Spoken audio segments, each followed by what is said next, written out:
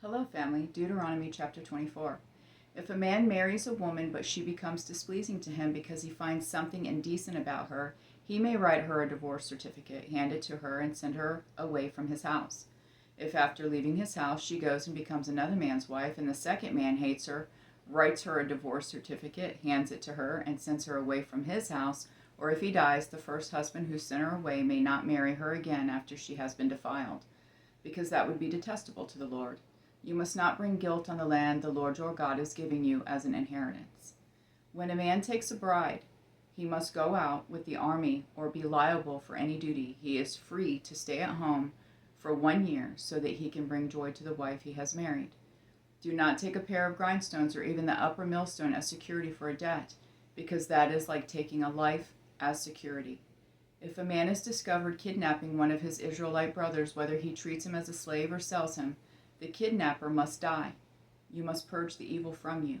Be careful with a person who has a case of serious skin disease, following carefully everything the Levitical priests instruct you to do.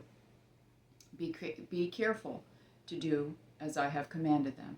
Remember what the Lord your God did to Miriam on the journey after you left Egypt. When you make a loan of any kind to your neighbor, do not enter his house to collect what he offers as security. Stand outside while the man you are making the loan to brings the security out to you. If he is a poor man, do not sleep with the garment he has given as security. Be sure to return it to him as at sunset. Then he will sleep in it and bless you, and this will be counted as righteousness to you before the Lord your God.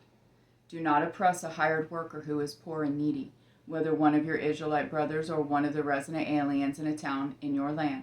You are to pay him his wages each day before the sun sets, because he is poor and depends on them. Otherwise he will cry out to the Lord against you, and you will be held guilty. Fathers are not to be put to death for their children, and children are not to be put to death for their fathers. Each person will be put to death for his own sin. Do not deny justice to a resident alien or fatherless child, and do not take a widow's garment as security. Remember that you were a slave in Egypt, and the Lord your God redeemed you from there. Therefore I am commanding you to do this. When you reap the harvest in your field and you forget a sheaf in the field, do not go back to get it. It is to be left for the resident alien, the fatherless, and the widow, so that the Lord your God may bless you in all the works of your hands. When you knock down the fruit from your olive tree, do not go over the branches again. What remains will be for the resident alien, for the fatherless and the widow. When you gather the grapes of your vineyard, do not glean what is left.